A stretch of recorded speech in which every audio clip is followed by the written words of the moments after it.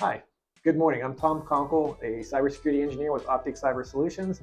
Optic Cyber Solutions is a registered practitioner organization or an RPO within the CMMC ecosystem. I wanted to take a few minutes today to continue our conversation on the maturity level 1 practices within CMMC.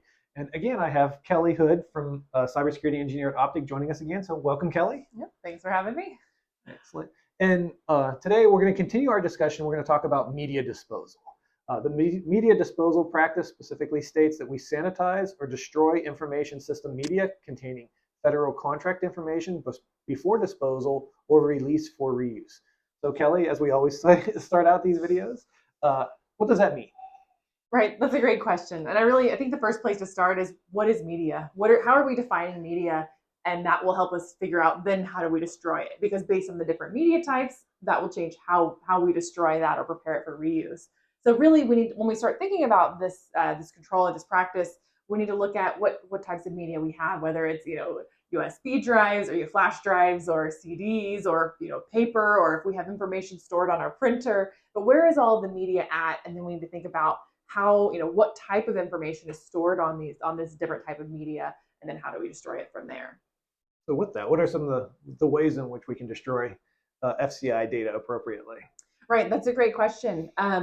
So there are also some information out there that you can use to help. NIST has a standard, SP 888, that's specifically on media destruction. So everything from writing over the files multiple times to degaussing them, based on whether it's a hard drive or a CD, or if anybody's using floppy drives, you're going to handle that differently.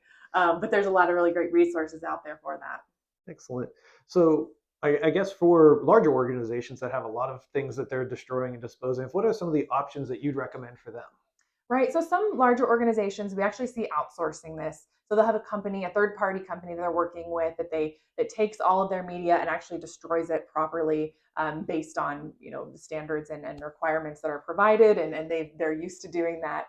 But not everybody can afford to have a third party do that. So that's where some of that other information, like SP 888 can come in handy to figure out how to do it for yourself, whether it's writing over the data multiple times, physically destroying the drive, or things like that. Yeah. Excellent. Yeah, and I think one of the key things to think about, as you mentioned, is just thinking about what do we mean by media. There's a lot of different types of media, from physical to logical types of media, as you mentioned, and some of the types that we don't typically think about, about, like you mentioned with the printers, right? Most printers today have hard drives within them that are going to store that data even after the file's been printed. So we need to make sure that if we are getting rid of those types of assets, that we keep that in mind as well.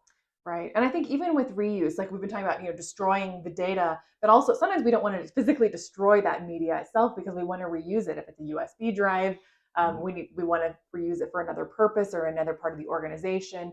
So sometimes we want to make sure that we're not, harming the drive in all cases. So thinking about both, do we want to reuse it, and how do we destroy the data without destroying the physical device? Or is that the best answer, and we just are trying to get rid of it because we no longer want to have all of these USB drives floating around, and we just want to get rid of it altogether. So I think another consideration. Oh, no, very good point. Well, thank you for joining us again. I appreciate your experience and expertise with this practice. And as always, if you have additional questions or would need assistance with implementing this or any of the CMMC practices, feel free to reach out to Optic Cyber Solutions at info@opticcyber.com or at the links below. Thanks for joining me today as we walk through the CMMC Maturity Level 1 practices. As always, please feel free to reach out if you have any questions or you'd like assistance in implementing the CMMC practices. We'd love to help you on your CMMC journey. So feel free to reach at info@opticcyber.com, and thanks for watching.